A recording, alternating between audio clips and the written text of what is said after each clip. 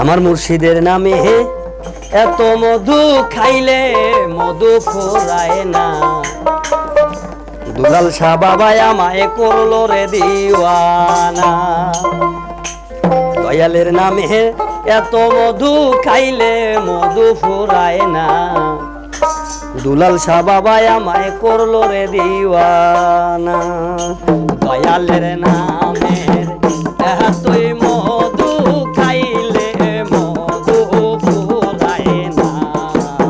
দুলাল শাহ বাবাই আমায় করলো রে দিওয়ানা।